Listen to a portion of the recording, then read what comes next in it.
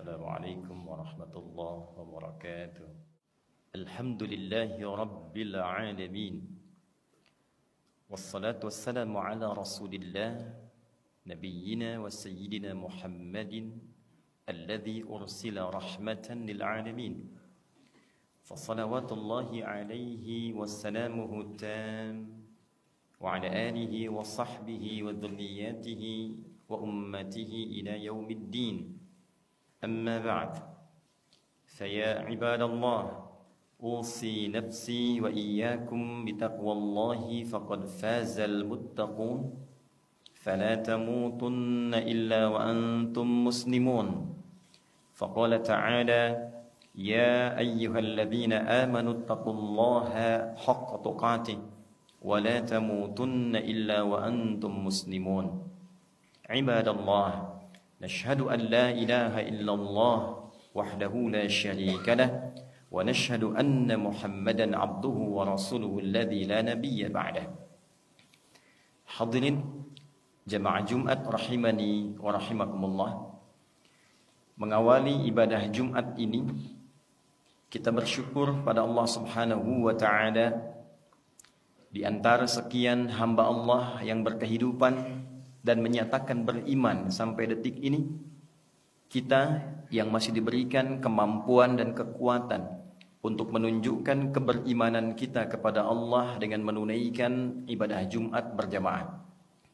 Demikianlah panggilan Jumat dibuka dalam Al-Quran dengan kata iman, bahkan disebutkan dengan penamaan surahnya surah Al-Jumu'ah, surah ke-62 di ayat yang ke-9. Ya ayyuhalladzina amanu idza nudiya lis-salati min yaumil jumu'ati fas'au ila dzikrillah. Hai seluruh yang telah menyatakan dirinya beriman kepada Allah, apapun statusnya, bagaimanapun keadaan dan pekerjaannya, selama ia merasa memiliki iman dalam dirinya, maka di antara pembuktian iman itu idza nudiya lis-salati min yaumil jumu'ati, bila ada panggilan sudah terdengar untuk menunaikan ibadah Jumat, fas'au ila dzikrillah, maka dengan iman itulah ia respon panggilan Jumat dan bergegas menunaikannya untuk mengingat Allah Subhanahu wa taala. Alhamdulillah, di antara sekian orang yang menyatakan beriman, kita diberikan kekuatan untuk membuktikan keberimanan kita untuk memenuhi panggilan Jumat di hari ke-21 bulan Dzulhijjah 1445 Hijrah ini. Semoga Jumat kali ini dijadikan oleh Allah Subhanahu wa taala sebagai rangkaian Jumat terbaik dari sekian Jumat yang pernah kita tunaikan. Hadirin, terdapat satu hadis yang didokumentasikan oleh Imam Muslim bin Hajjaj dalam kitabnya Sahih Muslim nomor hadis 2664 dan tersambung sanadnya, silsilah periwayatannya pada sahabat mulia Abu Hurairah Abdurrahman bin Sahr radhiyallahu taala anhu dari Nabi sallallahu alaihi wasallam bahwa satu ketika Nabi memberikan satu nasihat kepada kalangan sahabatnya. Di antara kita seringkali ingin minta nasihat kepada ulama, minta nasihat kepada tokoh.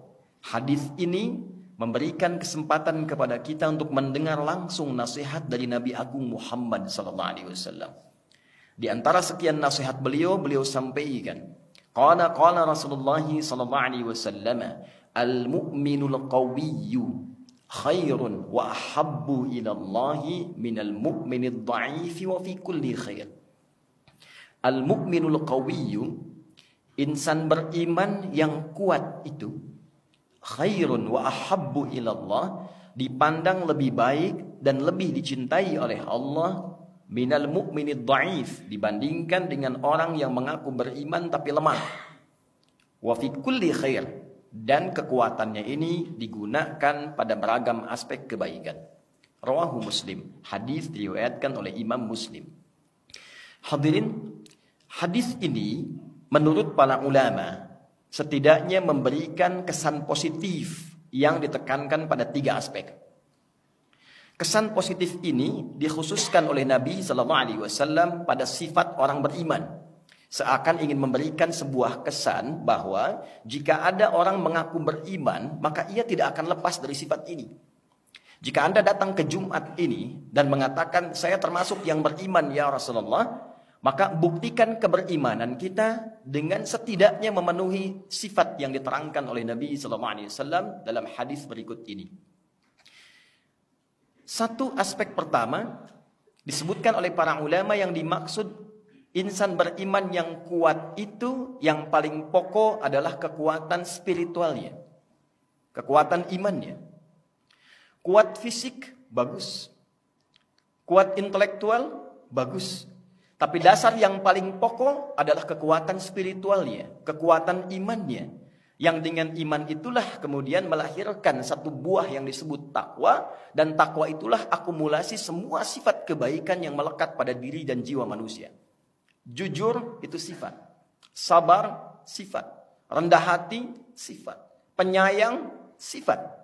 Akumulasi seluruh sifat itu dalam bahasa Al-Quran, bahkan di standar bahasa Arab sekarang, disebut dengan takwa namanya. Sumber takwa dasarnya ada pada iman. Untuk itulah ketika Al-Quran membuka pertama kali kata takwa, disandingkannya dengan kata iman. Dzalikal kitabu la raiba fi hudal lil muttaqin. Siapa orang takwa yang dimaksud di sini? Alladzina yu'minuna bil ghaib, yaitu orang yang meyakini, memiliki iman kepada Allah walaupun belum tampak dalam pandangannya. Iman disandingkan dengan takwa. Beberapa bulan lalu kita menunaikan puasa, dibuka dengan kata iman, diakhiri dengan kata takwa. Ya ayyuhalladzina amanu kutiba alaikumus shiyam kama kutiba 'alal ladzina min qablikum la'allakum tattaqun. Seorang pemilik iman secara otomatis kata Al-Quran seharusnya memiliki akumulasi takwa. Jika memiliki takwa, maka secara otomatis terhimpun pada dirinya semua bekal-bekal sifat kebaikan. Orang takwa itu pasti jujur. Orang takwa itu pasti rendah hati. Orang takwa itu pasti penyayang. Menjadi suami bertakwa, suami yang sayang pada istrinya. Ayah yang takwa, ayah yang sayang pada keluarganya. Pimpinan yang bertakwa, pimpinan yang sayang pada anggotanya. Demikian sifat takwa ketika menyemai dan terkumpul dalam jiwa yang terlahir semua sifat kebaikan. Beruntung kita, seluruh instrumen kebangsaan yang melekat dan menyemai negara kesatuan Republik Indonesia, dasar yang melekat di dalamnya adalah sifat-sifat takwa. Kita mendapati dalam Undang-Undang Pendidikan misalnya, di Undang-Undang Sisdiknas nomor 20 tahun 2003, dari pasal menimbang ada 5 poin, poin keduanya langsung menegaskan Undang-Undang Dasar Negara Republik Indonesia tahun 1945 mengamanatkan pada pemerintah, mengusahakan menyelenggarakan satu sistem pendidikan nasional yang meningkatkan keimanan dan ketakwaan pada Tuhan Yang Maha Esa. Baru mencerdaskan kehidupan bangsa. Jadi orang tua kita menginginkan sebelum pintar itu, sebelum cerdas, itu takwa dulu. Karena kepintaran yang tidak disupport dengan kebaikan, itu melahirkan malapetaka. Pintar, bagus. Tapi yang pintar tidak baik, mencelakakan. Pintar dalam bidang hukum, tapi tidak baik, berpeluang memanipulasi hukum. Pintar di bidang ekonomi, tapi tidak baik, berpeluang pula menghadirkan tindakan-tindakan yang kontraproduktif. Maka undang-undang kita, dasar negara kita menyematkan takwa sebelum sifat intelektual. Sifat spiritual sebelum intelektual. Kita bawa, kita tarik ke Sabta Marga TNI dari 7.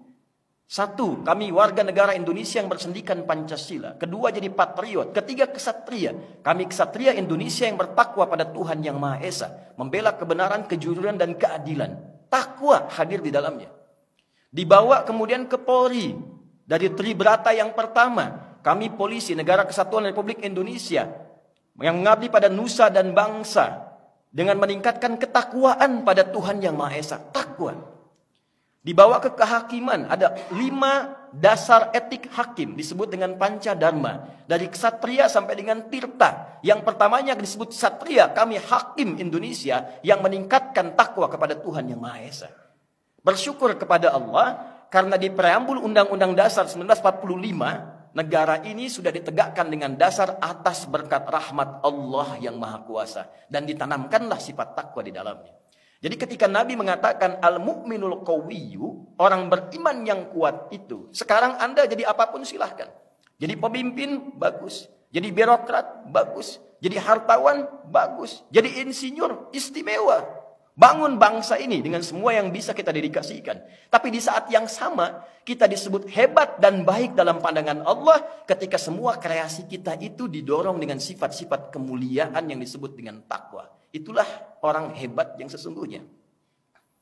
Dasar yang kedua, tidak cukup dengan soleh saja.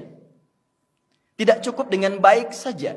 Maka ada yang kedua tafsir ulama, al-mu'minul qawiyyu, orang beriman yang kuat itu, tafsir yang kedua adalah kuat intelektual. Kuat pengetahuan. Soleh, bagus. Soleh tapi tak pintar, bermasalah. Soleh bagus tapi tak menguasai ilmu, berfatwa, bisa salah. Yang benar jadi salah, yang salah kemungkinan benar. Itulah sebabnya Nabi pernah mengatakan, hadis riwayat Muslim, nomor hadis yang ke-11, jilid pertama dari 9 jilid di Sahih Muslim. Ketika Nabi mengatakan, sayati alaikum unasun au kama qala, akan tiba satu masa, segolongan manusia datang, yuhaddithunakum bima lam tasma'uhu wa la yasma'unahu aba'ukum. Datang orang-orang seperti kelihatan pintar, seperti kelihatan soleh. Tiba-tiba jadi ustadz, jadi kiai, standarnya tidak ada. Memberikan fatwa. Fatwa yang mengagetkan. Membuat kita heran, apa seperti ini ajaran agama? Kata Nabi, jangankan Anda yang heran, orang dulu pun kalau dengar ikutan heran. Karena itulah hadirin, datang ayat-ayat Quran untuk mensupport kita. Bahkan wahyu pertama berkata, Iqra, baca. Afala yanzuruna ilal ibili kaifa khuliqat, riset. Bahkan di dunia hewan, riset. Baru bangun tidur, langsung Nabi menyampaikan dalam hadis riwayat Abu Daud. Nomor hadis 1367. Bangun dari tidur, kita sudah diminta berpikir. Meningkatkan sifat intelektualitas kita, meriset semua kemungkinan di langit dan di bumi serta semesta. Inna fi khalqis samawati wal ardi wa ikhtilafil laili wan nahari la ayatin li ulil albab. Alladzina yadhkuruna Allaha qiyaman wa qu'udan wa 'ala junubihim. وَيَتَفَكَّرُونَ فِي خَلْقِ السَّمَاوَاتِ وَالْأَرْضِ يَتَفَكَّرُونَ فِي خَلْقِ السَّمَاوَاتِ وَالْأَرْضِ. Baru bangun tidur, kita diminta oleh Allah sudah pintar. Itulah salat pertama kita disebut dengan subuh. Dari kata asbah, artinya sesuatu yang terencana dengan baik, yang terukur, yang punya standar. Sebelum kita mengerjakan tugas, bangun, siapkan mau kerjakan apa hari ini, rencananya apa, planningnya apa. Jangan sampai ada orang beriman ditanya jam 7 di mana saya belum tahu. Jam 12 mengerjakan apa saya belum paham. Anda bangun dari tidur sudah punya rencana, datang kepada Allah lewat sholat subuh, minta dimudahkan urusannya, dilancarkan pekerjaannya. Itulah kekuatan spiritual dan kekuatan intelektual. Anda soleh, bagus. Anda pintar, istimewa. Tapi fisiknya tidak kuat, tidak banyak yang bisa kita dedikasikan. Karena itu pada bagian yang ketiga adalah kekuatan jasmani. Kekuatan fisikal.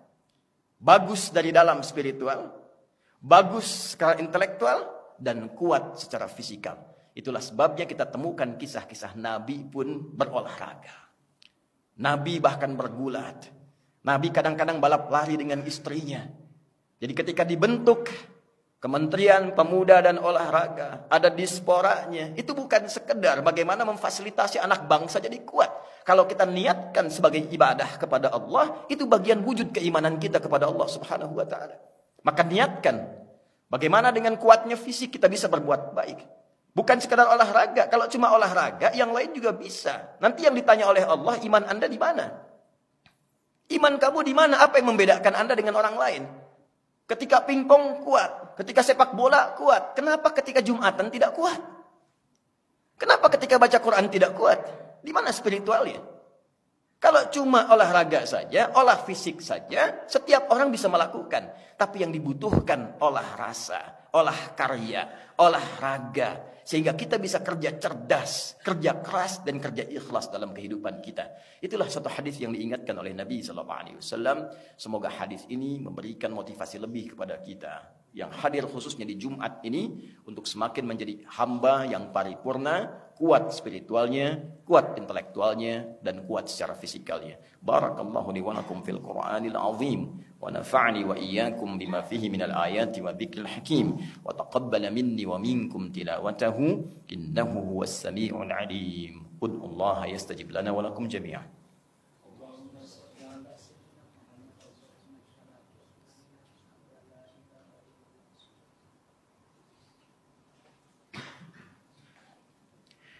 Alhamdulillah. Wassalatu wassalamu ala rasulillah. Wa ala alihi wa sahbihi wa mawala. Amma ba'd. Faya ibadallah, usi nafsi wa iyyakum bitaqwallahi faqad fazal muttaqun. Fala tamutunna illa wa antum muslimun. Nashhadu an la ilaha illallah wahdahu la syarika lah. ونشهد أن محمدا عبده ورسوله الذي لا نبي بعده فقال تعالى إن الله وملائكته يصلون على النبي يا أيها الذين آمنوا صلوا عليه وسلموا تسليما. Hadirin, untuk menutup khutbah ini, mari kita bersama menyempurnakan dengan berdoa kepada Allah Subhanahu wa taala dengan hati yang khusyuk, jiwa yang lapang. Semoga doa kita dikabulkan oleh Allah dan menjadikan setidaknya kita mampu memahami dan mengamalkan materi Jumat yang kita dapatkan di hari ini. Jumat bukan Anda datang, duduk, mengantuk, kadang tertidur, lantas sholat 2 rakaat dan pulang. Bukan. Jumat duduk, kenali siapa yang duduk, bangun sinergi di antara yang duduk, dan bawa solusi dari pencerahan yang didapatkan saat kita duduk. Untuk itu mari kita bermohon pada Allah, semoga doa ini dikabulkan oleh Allah Subhanahu wa taala. Allahumma nahmaduka hamdan syakirin, hamdan da'imin, hamdan yuwafi ni'amahu wa yukafi'u mazidah. Ya Rabbana lakal hamdu wa lakal syukru kama yanbaghi li jalali wajhikal karim wa li'azimi sultanik. Allahumma salli wa sallim wa barik ala habibikal karim rasulikal mustafa al-amin sayyidina wa sayyidina Muhammadin wa ala alihi wa sahbihi ajma'in. Rabbana inna nas'aluka bi asma'ikal husna wa sifatikal ula. Ya Allah, kami bermohon kepadamu dengan segenap kemuliaan dan keutamaan yang melekat pada nama-namamu yang mulia. Ya al-ghafirul ghafarul ghafurur rahim, la tada' lana fi maqamina hadha dhanban illa ghafartah. Ya Allah yang maha pengampun seluruh jenis dosa, mohon jangan biarkan setiap hamba yang berada di Jumat ini yang datang dengan dosa, kecuali Engkau gugurkan seluruh dosa-dosanya.